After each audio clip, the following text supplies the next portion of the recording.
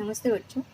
गणित भाग 2 कक्षा 10वीं का अगला भाग समानुपात का मूलभूत प्रमेय।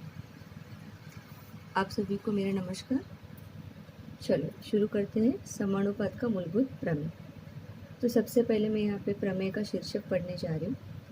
प्रमेय का शीर्षक है, यदि किसी त्रिभुज की किसी एक भुजा के समांतर खींची गई रेखा उसकी अन्य दो भुजाओं को भिन्न बिंदुओं पर प्रतिच्छेदित करे तो वह रेखा अन्य दो भुजाओं को समान अनुपात में विभाजित करे। मैं फिर से एक बार पढ़ रही हूँ, देखिए बच्चों। यदि किसी त्रिभुज की एक भुजा के समांतर खींची गई रेखा यदि किसी त्रिभुज की किसी भुजा के समांतर खींची गई रेखा अन्य दो भुजाओं को भिन्न बिंदुओं में प्रतिच्छेदित करे तो वह रेखा अन्य दो भुजाओं को समान अनुपात में विभाजित करती है। तो चलो शुरू करते हैं दत्त से। दत्त अर्थात हमें इस आकृति में जो कुछ भी दिख रहा है वो सब क्या दिख रहा है आकृति में। देखिए एक त्रिभुज दिख रहा है, तो त्रिभुज ABC में और क्या दिया गया है कि रेखा L समांतर भुजा BC, तो रेखा L समांतर भुजा BC और रेखा L यह भुजा AB को बिंदु P पर और भुजा AC को बिंदु Q पर प्रतिच्छेदित करती है। ठीक है, यानी कि दत्त लिखने के लिए आपको ये आकृति क्या करनी है, अच्छे से याद करनी है। आकृति आप एक दो बार बनाएंगे तो आपको याद हो जाएगी। ठीक है, इसके बाद साध्य क्या है कि अन्य दो भुजाओं को समान अनुपात में, अर्थात AP बटे PB बराबर AQ बटे QC, ये आपको साध्य यहाँ पे सिद्ध करना है। ठीक है, इसके लिए हम रचना करेंगे। रचना के लिए हमको यहाँ पे रेख PC और रेख QB खींचना है। ठीक है, इसको हम खींचेंगे। ओके, इसके बाद उपपत्ति के लिए हम क्या करेंगे। देखिए उपपत्ति, यहाँ पे त्रिभुजों की हमको जोड़ी लेनी है। त्रिभुज APQ तथा त्रिभुज PQB समान ऊंचाई वाले त्रिभुज हैं। अब ये कैसे पता चला समान ऊंचाई वाले त्रिभुज हैं। आप इन दो त्रिभुजों को देखेंगे। त्रिभुजों का नाम वापस एक बार देखिए, त्रिभुज APQ तथा त्रिभुज PBQ। ठीक है, देखिए वापस एक बार मैं आपको दिखाती हूँ। त्रिभुज APQ, त्रिभुज APQ ये त्रिभुज, और दूसरा त्रिभुज PQB ये त्रिभुज। ये दोनों त्रिभुज अगर आप ध्यान से देखेंगे तो इन दो त्रिभुजों का आधार एक ही रेखा पर है और इन दोनों त्रिभुजों का शीर्ष बिंदु एक है। जब दो त्रिभुजों का शीर्ष बिंदु एक होता है और दोनों एक ही त्रिभुज पर होते हैं, एक ही भुजा पर होते हैं, एक ही रेखा पर होते हैं, तब उनकी ऊंचाइयाँ समान होती है। वापस एक बार देखिए, त्रिभुज APQ ये त्रिभुज है, इसका आधार है ये और ये शीर्ष बिंदु है। उसी तरह से त्रिभुज PQB इसका आधार PB, देखिए दोनों का आधार एक ही रेखा पर है और इनका शीर्ष बिंदु एक ही है, इसलिए समान ऊंचाई वाले त्रिभुज है। और समान ऊंचाई वाले त्रिभुजों के क्षेत्रफलों का अनुपात उनके संगत आधारों के अनुपात के बराबर होता है, इसलिए उनके क्षेत्रफलों का अनुपात यहाँ पे लेंगे। त्रिभुज APQ बटे त्रिभुज PQB बराबर AP, जो कि त्रिभुज APQ का आधार है और PQB का आधार PB, आधार के अनुपात में क्षेत्रफल, क्योंकि ये समान ऊंचाई वाले त्रिभुज है। इसी तरह से दूसरी एक जोड़ी देखिए यहाँ पर त्रिभुजों की, त्रिभुज APQ और त्रिभुज QPC या CPQ ये त्रिभुज यहाँ पर नाम दिया है APQ और PQC, तो हम वही नाम लेंगे।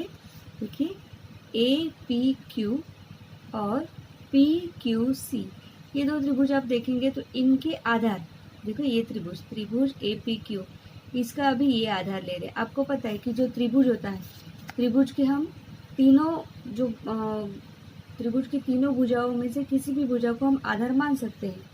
उसी तरह से इस त्रिभुज की इस भुजा को हम आधार मान रहे हैं, फिर इसका शीर्ष बिंदु हो जाएगा P। उसी तरह से त्रिभुज PQC, ये जो त्रिभुज है इसका आधार ले रहे हैं QC, तो इसका शीर्ष बिंदु हो जाएगा P। अर्थात P ये शीर्ष बिंदु इस त्रिभुज का भी है और इस त्रिभुज का भी है, और दोनों त्रिभुज का आधार एक ही रेखा पर है। इसलिए यह त्रिभुज, यह दोनों जो त्रिभुज है, इन दोनों त्रिभुज की ऊंचाई समान है, इसलिए उनके क्षेत्रफलों के अनुपात जो है उनके आधार के अनुपात के बराबर होंगे। तो त्रिभुज का नाम बताया था आपको, एरिया ऑफ त्रिभुज APQ बटे एरिया ऑफ त्रिभुज PQC बराबर AQ बटे QC, आधार के अनुपात में क्षेत्रफल। अगर आप फिर इनको हमने विधान क्रमांक 1 और विधान क्रमांक 2 दिया हुआ है। आप ऊपर का विधान देखिए, एरिया ऑफ त्रिभुज APQ बटे एरिया ऑफ त्रिभुज PQB बराबर AP बटे PB। दूसरा है एरिया ऑफ त्रिभुज APQ बटे एरिया ऑफ त्रिभुज PQC बराबर AQ बटे QC। अब हम ये जो पहले विधान का ये जो नीचे का त्रिभुज है PQB और दूसरे विधान का नीचे का त्रिभुज है PQ, यानी कि हर वाला त्रिभुज हम देख रहे हैं, पहले विधान का हर वाला त्रिभुज और दूसरे विधान का हर वाला त्रिभुज PQB और PQC इस आकृति में देखेंगे। देखिए इस आकृति में आप अगर विधान PBC यह त्रिभुज देखो, और इसी तरह आप CQB या CQB नहीं QPC और PQB ये दो त्रिभुज देखें। इन दो त्रिभुजों, देखिए ये दोनों त्रिभुज जो है इनका PQ यह आधार समान है। अगर आप ध्यान से देखेंगे तो देखिए PQ यह इस त्रिभुज का आधार है और PQ यह इस त्रिभुज का भी आधार है। ठीक है, हाँ देखिए वापस एक बार दिखा रही हूँ मैं, ये त्रिभुज और ये त्रिभुज दोनों का आधार समान है, आधार समान है। और दूसरी बात, ये दोनों त्रिभुज जो है दो समांतर रेखाओं के बीच हैं, और आपको पता है कि दो समांतर रेखाओं के बीच अगर हम यहाँ पे कहीं भी लंबांतर खींचेंगे तो वो समान आएगा, अर्थात इन दोनों त्रिभुजों की ऊंचाई भी समान आएगी। इसलिए त्रिभुज PQB तथा त्रिभुज PQC में रेखा PQ यह सामान्य आधार है, रेखा PQ समांतर रेखा BC, इसलिए त्रिभुज PQB तथा त्रिभुज PQC समान की ऊंचाई भी समान है। हमने पहले देखा आधार भी सामान्य है, और आधार सामान्य मतलब आधार समान हो गया और ऊंचाई भी समान है। और जब त्रिभुज का आधार और ऊंचाई समान होती है तो उनके क्षेत्रफल समान होते हैं, इसलिए एरिया ऑफ त्रिभुज PQB बराबर एरिया ऑफ त्रिभुज PQC। तो विधान क्रमांक 1 और विधान क्रमांक 2 में जो ये हर है, पहले विधान का हर, मैं यहाँ पे जो पहला विधान यहाँ पे वापस एक बार लिखा है, एरिया ऑफ त्रिभुज APQ पहला विधान का ऊपर APQ है और नीचे हर में PQB है। दूसरा विधान है एरिया ऑफ त्रिभुज APQ और हर में है एरिया ऑफ त्रिभुज PQC। तो ये दोनों अनुपात जो है बराबर हो गए। हाँ, क्यों? क्योंकि इन दोनों के हर भी समान आ गए और ऊपर अंश में तो वैसे भी सेम त्रिभुज है, समान त्रिभुज है।